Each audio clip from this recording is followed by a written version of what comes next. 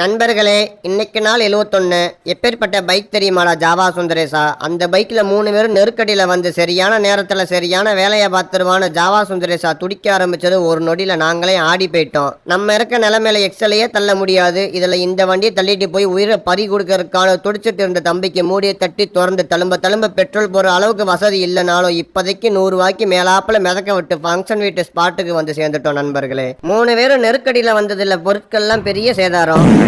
என்னதான் ஃபங்க்ஷன் வீடா இருந்தாலும் இயற்கையை கட்டுப்படுத்துற சக்தி அந்த கடவுளுக்கு கூட கிடையாது. 3 பேரும் நெரிசல்ல வந்ததுல வரவேற்பு வைத்த கலக்கிருச்சுன்னு 2 விரல காட்டினா கூச்சமா இருக்கும்னு 1 விரல காட்டிய பாத்ரூமுக்கு போய் படையப்ப படுத்த அதர விட்டாச்சு. நண்பர்களே, கக்கூஸ் போயிட்டு வந்த என்ன கடவுள் மாதிரி பார்த்தாங்க.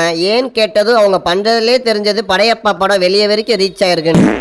வந்த சீரில் எல்லாமே பழமா இருக்கு, எந்த பழத்தை தூக்கலான்னு தம்பி பார்த்துட்டு அக்கா வாழைப்பழத்தார வலுக்கட்டாயமா தூக்கி பானையை நகட்டி வச்சு என்ன தெரிகிறதுன்னு தூரத்துல சைஸா செல்ல நோன்றதை ஆங்கிள் மாத்தி கிட்ட காட்டினா நானே கண்டென்ட்ல இருக்கேன் கடுப்பேத்தாதன்னு சிரிப்புல சொன்னது ஓகே சொல்லிட்டு உள்ள வந்தா தம்பிக்கு ஒரு போஸ் எடுக்கிறதுக்கு ஒரு விரல் புரட்சியே நடந்துட்டு இருந்துச்சு. இதுல ஆச்சரியம் என்னன்னா அவங்க அம்மாவே அந்த போஸுக்கு அவ்வளவு உழைப்ப போடுறத பார்த்துட்டு அப்படி என்னடா போஸ்ன்னு பார்த்தா அக்கா கண்ணதை தம்பி தொட்டு பார்த்துட்டு இருந்தான். அடே இது என்னடா போஸ்ன்னு வீவர்ஸுக்கு வெறுப்பா இருந்தாலும் ஒரு வகையில எங்களுக்கு இது வாவுன்னு தான் இருந்துச்சு. நண்பர்களே, டக்குன்னு போட்டோ ஏறான்னு கதிர் கடுப்பாயி அவங்க நின்னாதாண்டா எடுக்க முடியும்னு கேமரா தம்பி வெறுப்பாயி கீழே தண்ணி குடிச்சு இருந்தவன் எப்படா கிளம்புவோன்னு மண்டை காஞ்சு போய் கடைசியா ரெக்கார்ட் பண்ண செல்ல சார்ஜ் போய் சும்மாரா வெண்ண நிம்மதியா ஜூஸ் குடிக்க விடுங்கடான்னு வெக்கத்துல ஜூஸ் குடிக்கிறத யாரா இவேன்னு சலிப்பா பார்த்து பாப்பாக்கு பச்சக்குன்னு போட்டோஸை எடுத்து காது நோன்ற மாதிரி சி மன்னிப்பு மன்னிப்பு மன்னிப்பு மன்னிப்பு மன்னிப்பு காதுல இருந்து தோட பிடிக்கிற மாதிரி அக்கா சொன்னதை அப்படியே பண்ணிட்டு நல்லா ஏறா கேமராவை திருப்படா கூட இருந்த குமார் சொல்றதை கேளுன்னு வெளியே சில விருந்தாளிகளுக்கு விரும்பிய போட்டோஸை எடுத்து பாப்பாக்கு மான்காராத்தை போஸை மாத்தி சொல்லி அக்காவும் தங்கச்சியும் போட்டோஸ் எடுக்கிறத திருன்னு பார்த்துட்டு இருந்தவன் கேமராவை பார்த்தோன்னே கேஷுவலா சிரிச்சு பேசுறான்.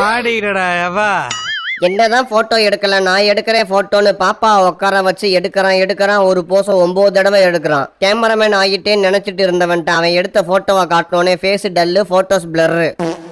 கேமராவை கை மாற்றி நிற்க முடியாமல் நின்ன பாப்பாவை போக விடாமல் போட்டோஸ் பத்தலைன்னு சில போட்டோஸ் எடுத்துட்டு மீதி வேலையை சாப்பிட்டு பார்க்கலான்னு காதில் ஃபோனு குழுன்னு ஃபேனுன்னு சாப்பாடு போடுற இடம் தான் சொர்க்கம்னு. மன்னிப்பு மக்களே, சாப்பிடும்போது வீடியோ எடுக்கணுமான்ற யோசனையிலேயே பாதி சில்லி போட்டோம் முழுங்கிட்டேன். மூளையில் கதிர் ஒரு கட்டி எல்லாரும் நல்லா சாப்பிட்டு முடிச்சு வழக்கம் போல குடும்பத்துக்கே லிட்டில் ஹார்ட் போஸை சொல்லி வியந்து பார்த்ததை க்ளோஸில் காட்டி குடும்பங்கள் கொண்டாடும் வெற்றி விழான்னு முடிக்கலான்னு பார்த்தா பத்தலை எங்களை மட்டும் தனி எடுக்கணும்னு சொன்னவங்கிட்ட ரைட்டு அமைச்சர்லான்னு புகைப்படத்தை போட்டு புறப்பட்டோம். நண்பர்கள், ஒரு நிமிடம் நண்பர்களே, வாட்சை திருப்பி நேரத்தை காட்டலான்னு பார்த்தா வாட்சை திருப்புறதுக்கே நேரம் ஆகிடுச்சு.